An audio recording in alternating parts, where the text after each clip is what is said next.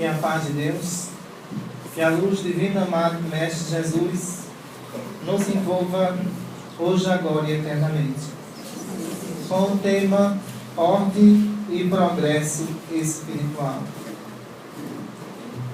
Moisés, dentro do seu código penal, ele dizia uma frase dura para todos aqueles que não obedeciam à sua lei. No reflexo da própria lei mosaica, ele dizia olho por olho e dente por dente. A lei mosaica era uma lei dura imposta pelo primeiro legislador que passou nesse planeta de expiações e provas. De antemão, o povo era um povo bastante rebelde, um povo que a gente possa dizer altamente selvagem, que não tinha amor nem respeito aos outros que ali se encontravam.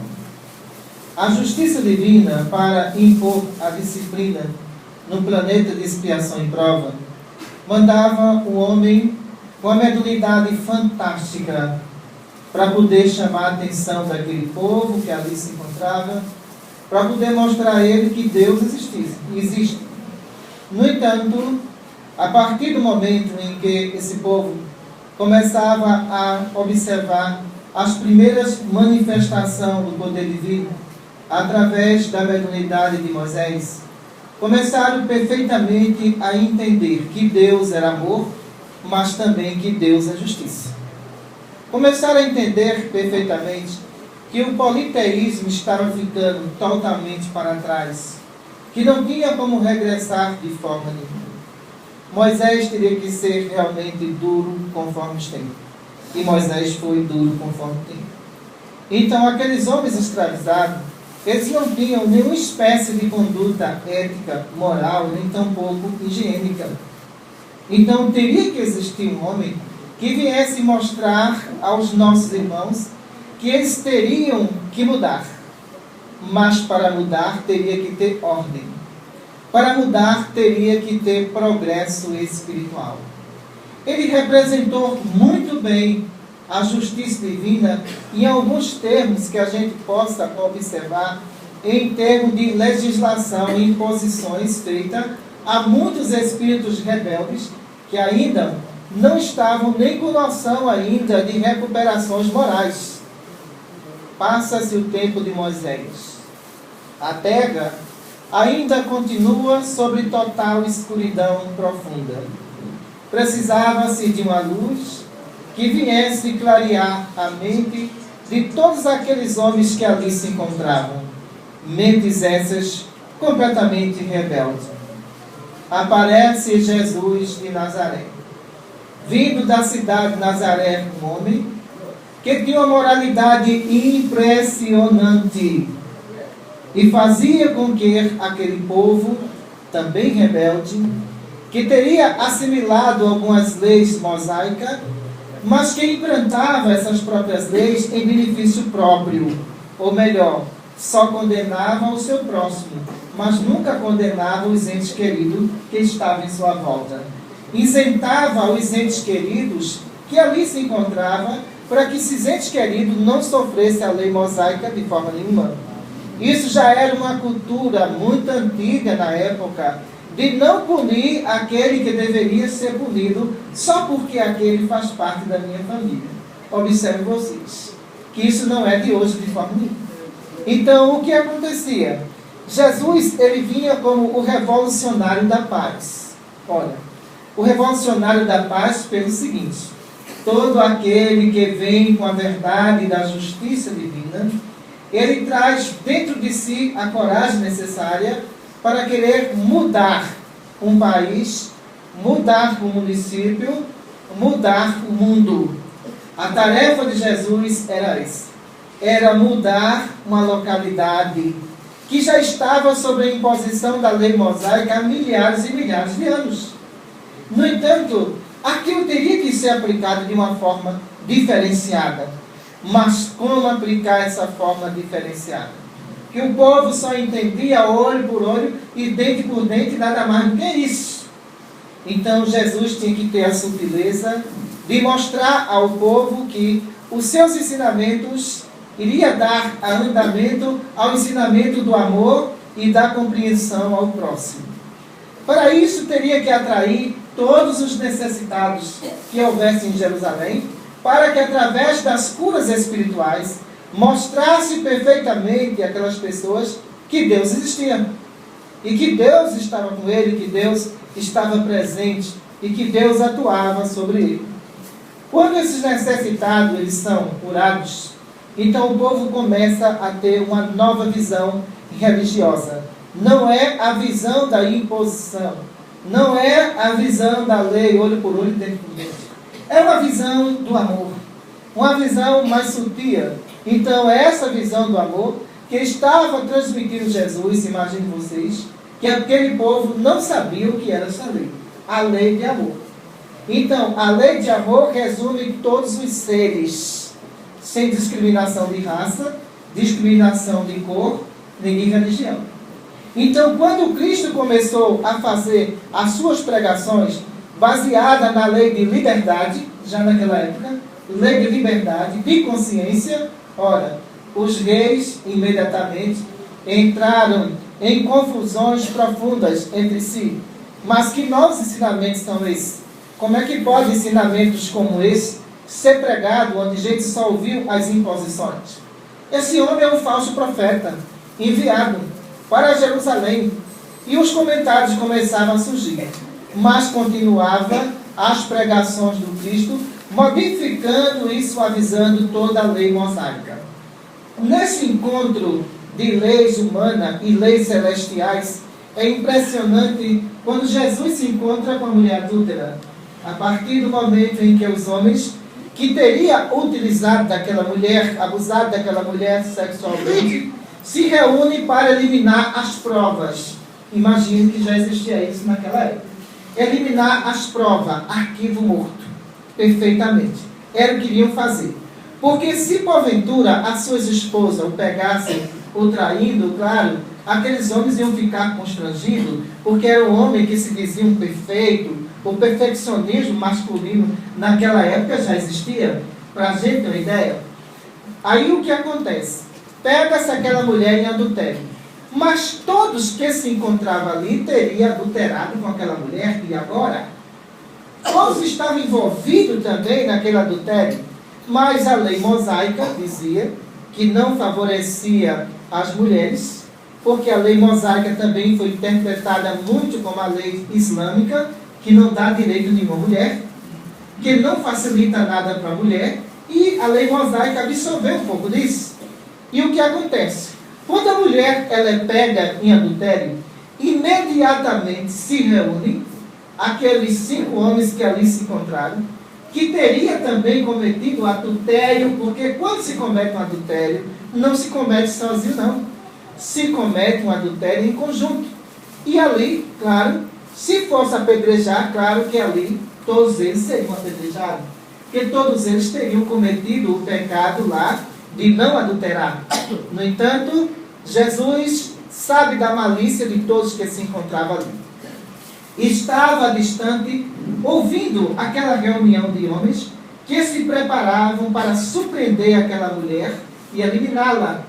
Naquele exato momento, o Cristo entra em prece, em contato com Deus maior, e ali começa a decidir o que fazer para livrar aquele espírito do massacre que ele iria sofrer naquele exato momento.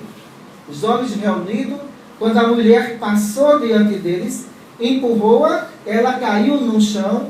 Ao cair, todos eles a cercam e começam a gritar: pegamos esta mulher em adultério. Imagine você. Então é queima de arquivo. Pegamos em adultério. Toda mulher que é pega em adultério, segundo o código mosaico, essa mulher tem que ser apedrejada até a morte. Imagine que em alguns países islâmicos ainda existe essa lei, que eu considero um atraso espiritual, não um progresso espiritual de forma nenhuma. Porque ninguém vai matar o outro para punir o erro que o outro cometeu. Isso não vai apagar o erro do outro. O outro não vai, de forma nenhuma, sofrer a pena do erro cometido. No entanto, alguns países islâmicos, ele adota essa lei e faz com que a mulher seja apedrejada, seja eliminada e executada em praça pública. É um absurdo uma coisa dessa. Então, quando aquela cena começou a ser desenhada e os homens cercaram esta mulher, Jesus se aproxima lentamente, olha para todos eles que ali se encontram, afasta cada um deles que está ali presente, e na realidade ele pensa imediatamente que Jesus vai participar do apedrejamento. Eles pensavam assim. E naquele exato momento, Jesus olha para os 5 homens que ali se encontravam, olha profundamente nas suas almas impuras, que teria tido relacionamento com aquela mulher, e diz para eles: atira a primeira pedra, se algum de vocês não cometeram nenhum pecado. Naquele momento eles se estremeceram de ódio, porque queria fazer justiça com suas próprias mãos. Mas como fazer justiça com as próprias mãos agora? Agora estavam completamente desarmados. Não poderia de nenhuma forma apedrejar alguém porque teria cometido um erro, onde os mesmos estavam totalmente errados, equivocados também. Naquele exato momento, todos eles olham para aquela mulher que ali se encontra, levantam e vão embora, sai correndo. Naquele momento, aquela mulher respira profundamente e sabia que não estava diante de um homem normal, de um homem comum que ali se encontrava. Porque ela era envolvida com a paz imensa daquele homem, daquele rabi que ali se encontrava. Ela é envolvida com a ternura que olha para ele e diz: tu não vais me condenar pela superioridade que ele tinha em termos de moralidade em seu Espírito Celeste. Ele diz: vai e não tornas a pecar. Segue teu caminho. Quando a gente vai observar a lei de Deus, como ela é justa e como ela pune de uma maneira que o Espírito venha a sentir todos os efeitos dessa punição. Então, esses efeitos das punições está relacionado ao estado mental de cada espírito que vai sofrer a pena reencarnatória que ele próprio pediu. Mas, infelizmente, quando a gente vai observar através da história da humanidade as falhas judiciais que já aconteceram, falhas humanas, não falhas divinas. Por quê? A partir do momento que o espírito desencarna e ele cometeu erro, ele não vai participar de um tribunal do outro lado de maneira nenhuma. Esse espírito ele vai conforme as leis de afinidade para as regiões que o seu pensamento está levando ele.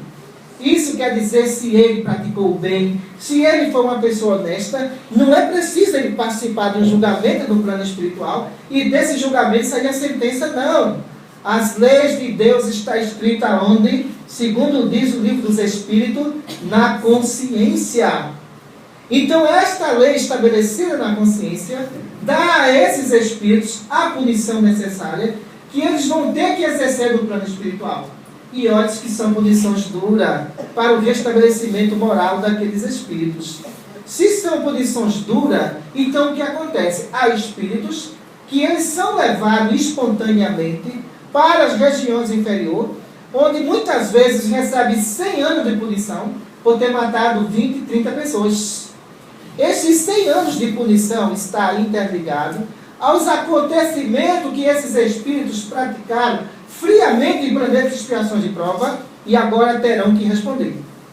Depois de 100 anos, se observa que essas entidades espirituais ainda não estão totalmente recuperadas. Arrependidas sim, recuperadas não. Por quê? A partir do momento que alguém comete um crime, esse crime fica arquivado. Quando esse crime fica arquivado, esse espírito entra no estado de perturbação contínua. Se ele matou uma pessoa, se ele matou 10, se ele matou 20, essa perturbação vai existir. No processo reencarnatório, esses espíritos podem reencarnar com demência ou podem reencarnar totalmente esquizofrênicos, crônicos, desde a infância. Deus dá a dávida desse espírito não poder lembrar do crime cometido, mas respondeu o seu estado mental altamente perturbado. Então a gente observa que ninguém escapa das leis divinas de maneira nenhuma. Por mais que as pessoas pensem de diversas formas, de diversas maneiras, que essas pessoas não vão ser punidas pela justiça divina, vão. A lei de Deus, ela é bem clara nos 10 mandamentos. Tão esquecido na época de hoje, quando diz, não matarás. Código divino. O código divino, não matarás, inclui o respeito à vida de um ser humano para o outro. E esse respeito à vida, ele não pode de forma nenhuma deixar de existir. Quando a gente parte para os absurdos das leis através do tempo, quando caímos nas leis que a gente considera absurda, quando alguém era queimado em praça pública, simplesmente porque alguém tinha mediunidade e falava com os espíritos, a Inquisição religiosa tem que matar. Tem que matar. Por quê? Olha, era tão irracional esta lei na época, né? Tão irracional, tão pequenina, porque achavam que matando a matéria estaria matando simbolicamente o demônio. E não matava, porque o demônio não existe. E não matava de nenhuma forma.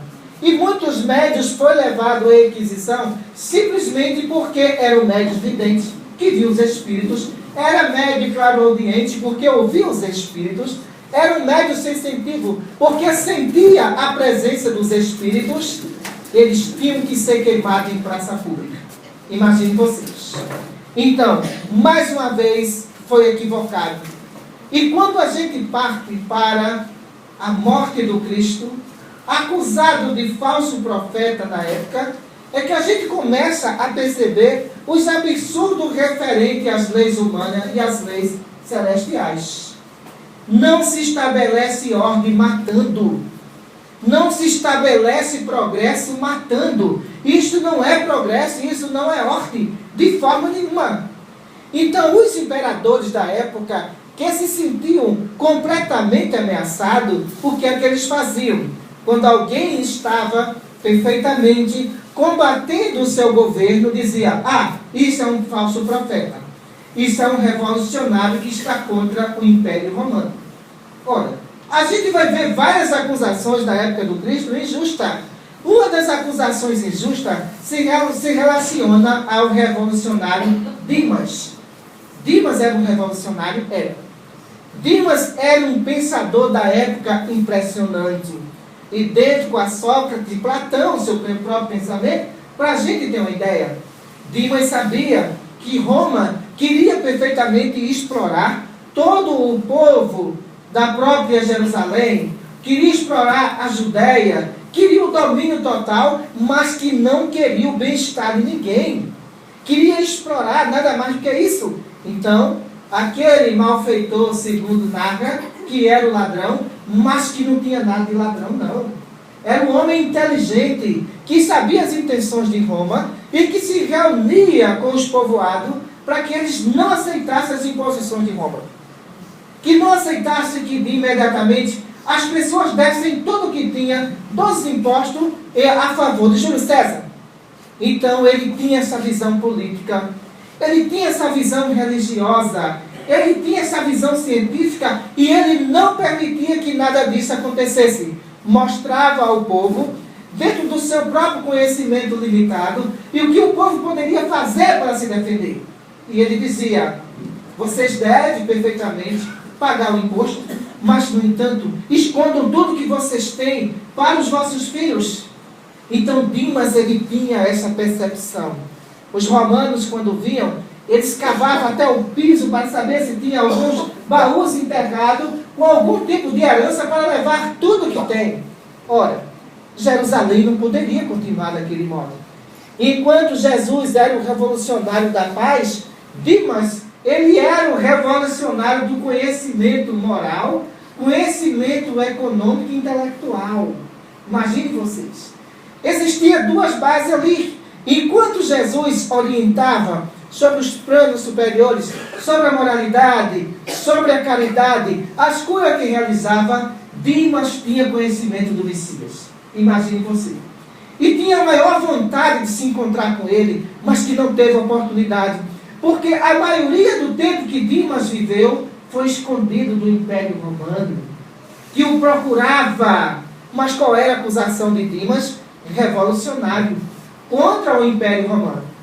A partir do momento em que o julgamento de Jesus é feito, a gente percebe outra falha judicial impressionante. Por quê? Se você não tem prova contra um prisioneiro, você não pode também criar provas, nem fazer com que esse prisioneiro crie provas para si próprio.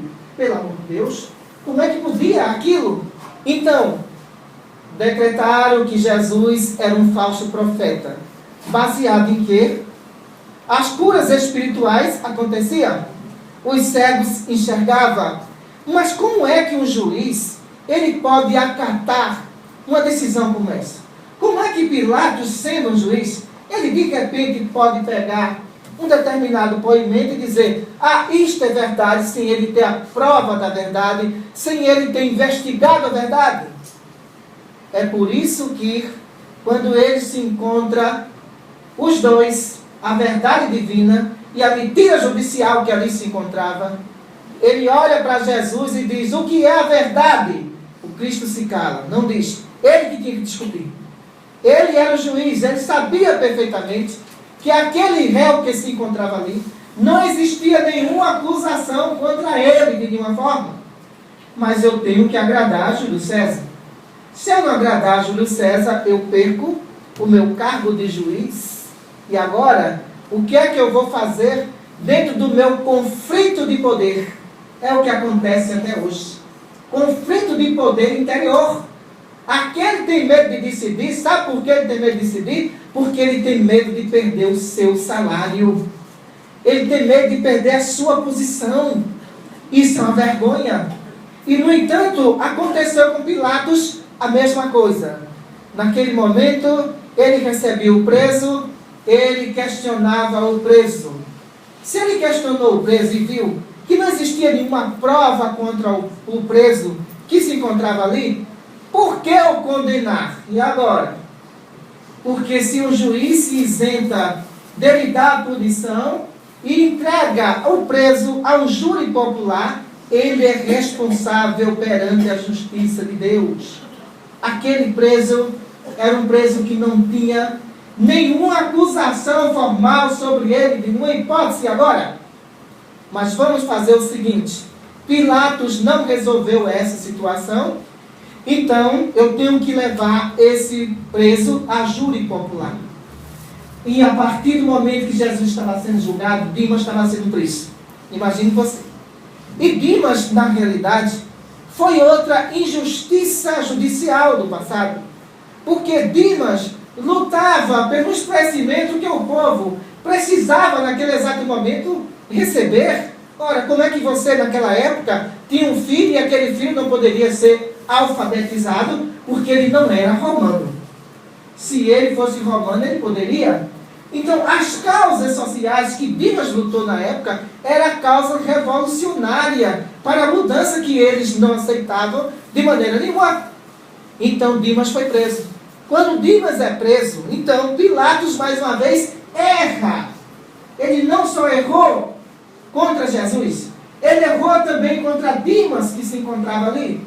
Porque nenhum levantamento, nenhuma prova se tinha que Dimas teria fraudado ninguém. O que acontece? Pilatos apresenta-se para Dimas, interroga Dimas e coloca a sua sentença como furto aos romanos. Que absurdo! Veja mesmo. Furtos aos romanos. Mas cadê a prova do furto? Cadê o dinheiro?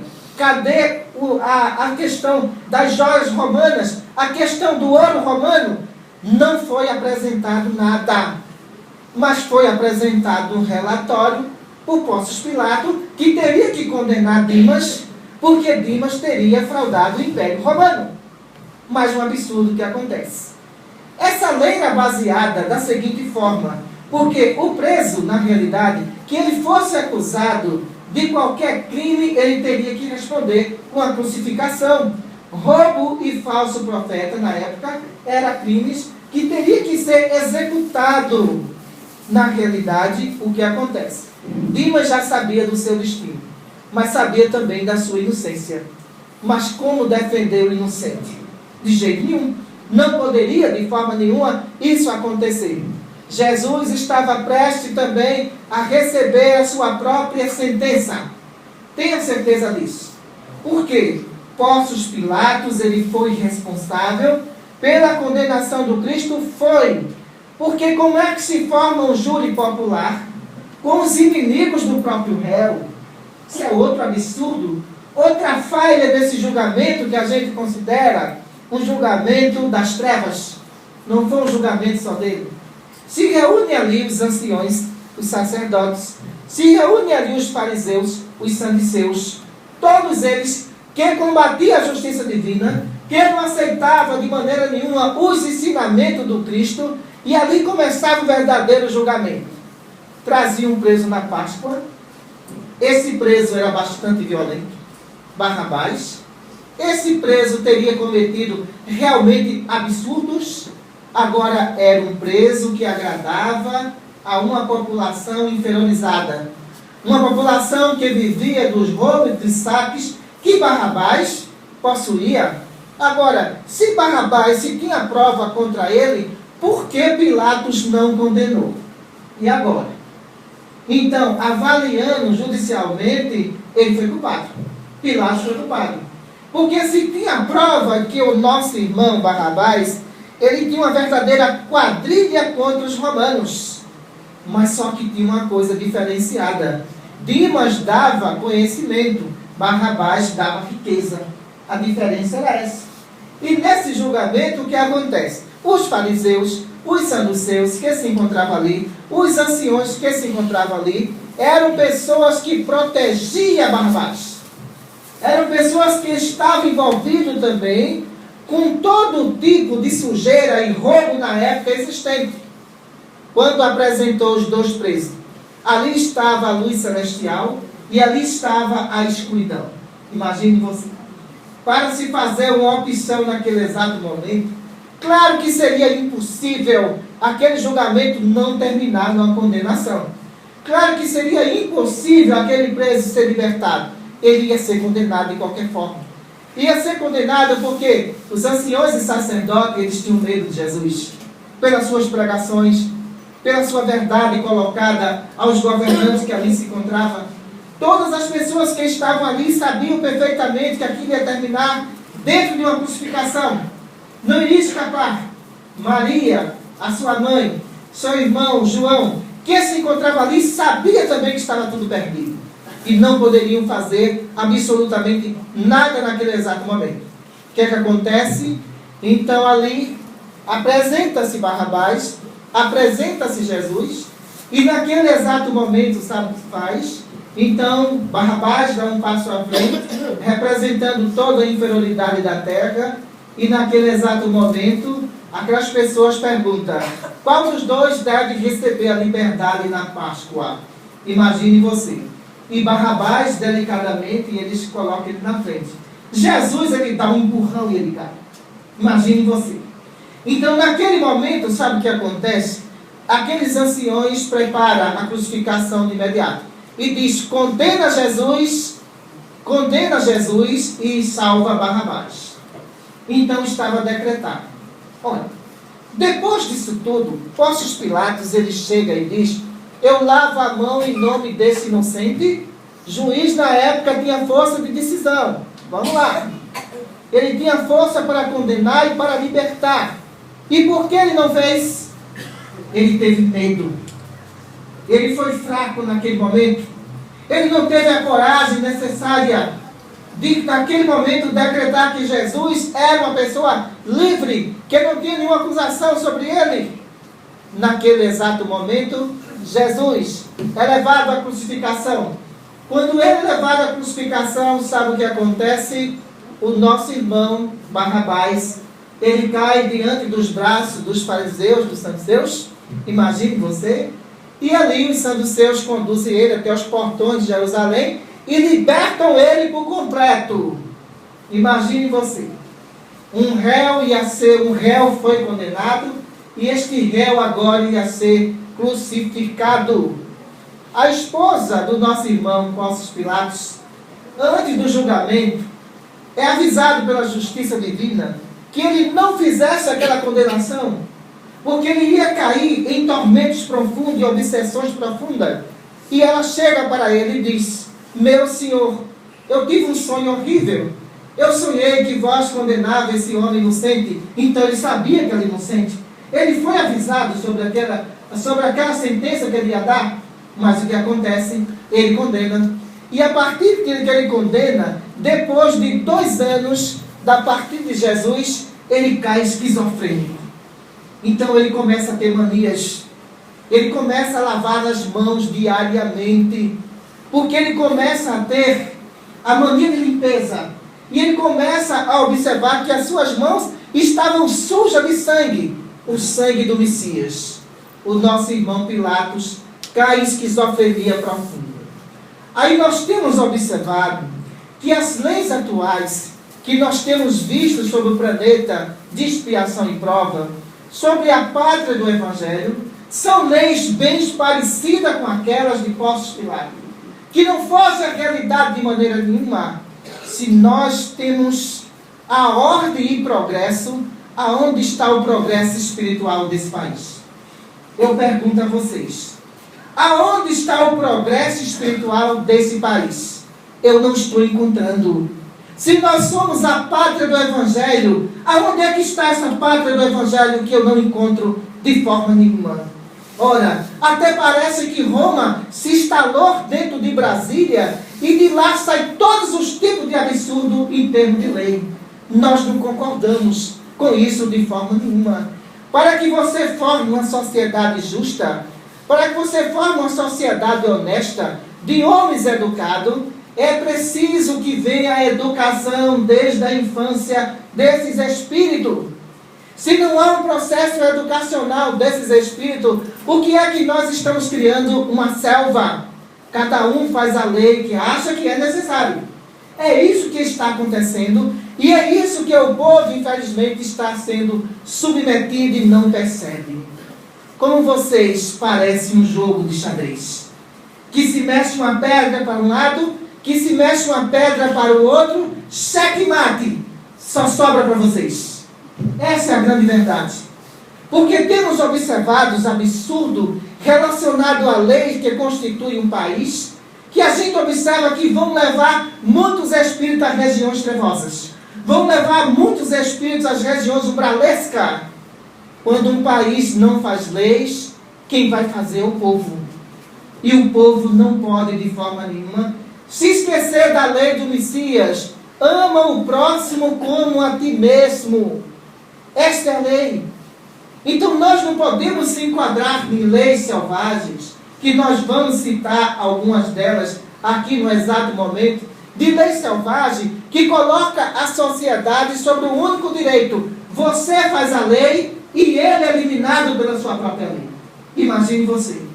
E o povo, na realidade, ele viaja no êxtase da violência, que ele nem percebe que está sendo incluído dentro deste êxtase. Mas eles têm que acordar. Nós temos que ficar totalmente espertos a esta realidade. Imagine vocês que nessa renovação do Código Penal brasileiro, nós perguntamos, aonde está a ordem e aonde está o progresso? Eu não vejo, de nenhuma forma. Progresso econômico não é progresso moral. Entendam isso. Por quê? O progresso moral acompanha todas as virtudes e morais que o homem possui. O progresso econômico leva o homem à riqueza e à indisciplina da riqueza que ele próprio convive. Porque ele não vai saber administrar. Ele vai achar que o poder material que ele precisa dentro do sistema econômico vai lhe dar o direito de fazer o que quer, porque a lei não pune os pequenos. Na verdade, isso não pune os grandes. Melhor dizendo, pune os pequenos. Porque quando a economia ela passa à frente de todos os direitos civis e criminais, tenha certeza de uma coisa, manda quem tem. Não é verdade? Não é isso que acontece. E quando vemos algumas colocações de leis que vão ser implantadas nesse país, a anencefalia já foi uma lei que a gente considera trevosa, de matar crianças totalmente deformadas, porque não têm o direito de nascer, porque são deformadas. Ora, todo mundo tem o direito de viver, mesmo que seja cego, mesmo que seja paralítico, mesmo que seja deficiente mental. Ele é um filho de Deus. Ele não pertence a nenhuma presidência da República. Ele pertence a Deus. E se ele pertence a Deus, nós não temos o direito de eliminar a sua própria vida. Imagine vocês que o infrator de menor, que pode pegar os vossos filhos, matar, abusar sexualmente, está para vir uma determinada lei, a primeira vez que ele fizer, ele não é punido. Imagine vocês. A segunda vez que ele fizer, ele também não é punido. A terceira vez que ele fizer, ele também não é punido. Ele só vai ser preso a partir da quarta vez que ele cometeu o mesmo crime. Que absurdo é esse?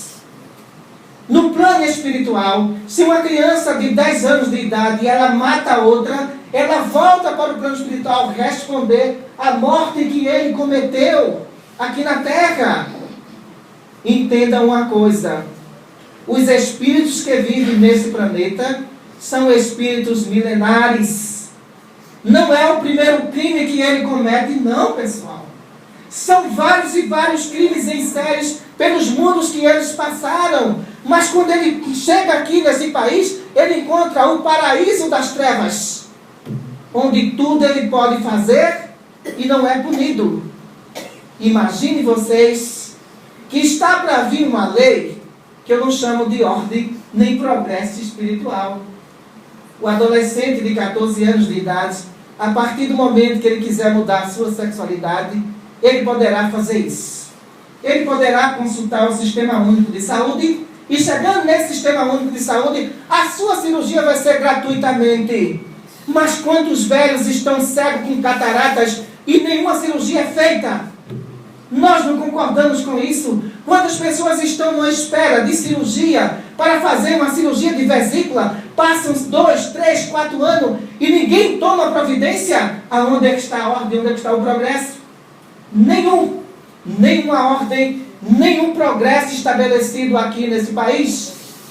Aí quando a gente observa aquele jovem que pode mudar a sua sexualidade com 14 anos de idade, mas ele não pode ser punido com 14 anos. Ele não pode responder criminalmente com 14 anos de idade. E quando completa a maioridade, sabe o que acontece? Ele é ficha limpa. Mas que absurdo é esse? Alguém matar, estuprar, abusar pessoas de bem, pessoas de boa índole, e no entanto, quando completa a maioridade, ele está se abanando, dizendo: nada eu devo a ninguém, a minha ficha é limpa. Cuidado, jovem, a sua ficha é limpa na terra. No plano espiritual, não é não. No plano espiritual você tem estupros que terão que responder, reencarnando com sérios problemas em órgãos sexuais, com deformações físicas que você praticou na terra, com esquizofrenia crônica desde a infância. Ria, porque você pode chorar quando chegar no plano espiritual. Aí o que nós observamos nisso tudo é impressionante. Aonde nós estamos vivendo? Vocês que lutaram tanto por uma liberdade, aonde está a liberdade de vocês? São escravos do poderes. Essa é a grande verdade. São escravos da própria consciência, que não consegue ultrapassar um passo à noite da sua casa fora, que todos estão amedrontados. Mas infelizmente essas leis não contribuem para o progresso espiritual de nenhuma forma. Por não contribuir para o progresso espiritual, por isso que as epidemias, as pandemias que vão abalar o mundo, é preciso que retire essas ideias trevosas, para que novos espíritos assumam essa responsabilidade terrestre. Porque se esses espíritos não assumirem essa responsabilidade terrestre, o que será do planeta de expiação e prova? O que será dessa ordem, desse progresso que se encontra aqui na Terra? decadência total. Porque em todas as partes que a gente observa, vemos que o amor de Jesus está escasso. Eles não existem de nenhuma hipótese. E de repente o que acontece? Diante de lei de matar, certo? Eu sou muito sincera nas minhas palestras. Diante de leis de matar, diante de leis de matar criança em ventre, crianças que não têm nenhuma defesa, crianças que não podem de nenhuma forma se defender daquele obstetra que quer tirar sua própria vida, o que é que a gente encontra? Ora, a gente não pode de nenhuma forma achar que o poder humano vai mudar esse país, esse mundo, não. A gente temos que visualizar da seguinte forma: o poder da força do amor é capaz de mudar uma civilização inteira. Mas se as pessoas não se unirem para buscar esse amor, irão acontecer o que está acontecendo. Cada um querendo brigar pelo seu espaço, parecendo verdadeiros animais que o outro invade o seu espaço e quer brigar pelo seu próprio território. É isso que eu encontro nesse planeta e nesse país. Pessoas que muitas vezes a outra se aproxima dela e diz: não, esse lugar é meu e o senhor não senta. Isso é falta de educação infantil. Isso é falta de visão futura. Não adianta eu criar leis para consertar o que está errado agora, sem investir na educação dessas crianças lá na frente. Não adianta eu produzir um malfeitor e depois criar uma lei para recuperá-lo, porque eu não vou recuperar de nenhuma hipótese. Entendam uma coisa: vocês que são mães, vocês são as mães universais. Vocês são as mães do mundo que Deus confia na educação doméstica que vocês estão dando ao próprio filho. Mas quando o Estado ele tenta educar e impede a mãe de colocar sua educação que ela aprendeu, esse Estado está sobre falência total. Sem contar ainda determinadas leis que está sendo elaborada para que um adolescente chegue para sua mãe e diga: mamãe, eu gostaria de plantar maconha no meu quarto. Olhe, sabe por quê? Porque o governo liberou para se plantar em casa. A mãe tem que suportar isso também agora. Ninguém bota um filho no mundo para ele ser viciado em droga, nem tampouco para o Estado alimentar esse filho através de drogas dentro de casa. O que será dessas mães agora? Me respondam. Então o filho terá um quarto exclusivo para plantar a sua droga e consumir dentro de casa? Mas que filosofia do mal é essa? Que se não pode com ele, se junto a ele? Eu não concordo com isso. Se você não pode com ele, eduque a ele desde a infância. Mas se você naquele exato momento compartilha com todo tipo de inferioridade, o que será desses lares? As mães perderam o poder de educação. Esqueçam, vocês não têm mais esse poder de educar. Vocês não têm mais essa força de educar. Porque essa força foi tirada. Foi tirada por completo. Imagine vocês que no reino animal, os animais eles têm o poder de adaptar a sua cria ao seu próprio local e habitat de convivência. Os animais têm esse direito. E os seres racionais não têm mais nesse país. Deixou de existir agora. Imagine vocês que a partir do momento que essas leis foram implantadas, o jovem ele pode andar por aí afora com determinadas gramas de droga no bolso, imagine você, e ele não vai ser punido de nenhuma forma, não é isso? Não é isso que vai ser implantado. Ele não vai ser punido. Agora, imagine você, se você cria uma população de drogados, será que esse drogado vai ser um bom motorista? Será que esse drogado vai ser um bom médico? Você teria coragem de se operar com um médico que é viciado em droga? Ninguém teria essa coragem. Mas é isso que nós estamos formando. Estamos formando uma sociedade de drogados. E essa sociedade de drogados, elas vão ter profissão. Elas vão ter formação. E quando elas tiverem formação, eles nunca vão ser um bom profissional. Porque na realidade vão ser inseguros, porque precisam da droga para fazer uma cirurgia. precisa da droga para poder dirigir, precisa da droga para elaborar um projeto de arquitetura. Então imagine vocês que túnel negro vocês estão entrando. Porém, eu vos digo uma coisa, com toda a sinceridade e experiência de espírito, que vejo no plano espiritual, mães chorando, mães se lamentando. Eu, porém, digo uma coisa, tenha um filho nesse país e ganhe um velório de graça. Muita paz para todos.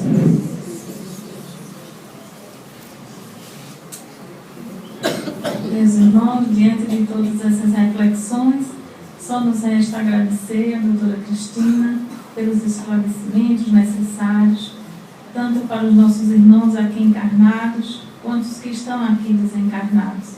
Vamos pedir à nossa médica, a doutora Cristina, para proferir a prece de encerramento. Muita paz a todos. Senhor Jesus, nos ensinasse, Senhor, a amar o próximo como a Ti mesmo, Senhor. Nos colocasse um código de perfeição que vos dissesse: sede perfeito, como perfeito é o meu Pai Celestial, Senhor. Que todos os nossos irmãos que pensam que governa, Senhor, este mundo, mas que é governado por Ti. Porque um chamado Teu, Senhor, é uma obrigação nossa para estar ao vosso lado. Em Teu nome, em nome de Deus, em nome de todos os médicos espirituais que aqui estão presentes, damos por encerrado a nossa palestra.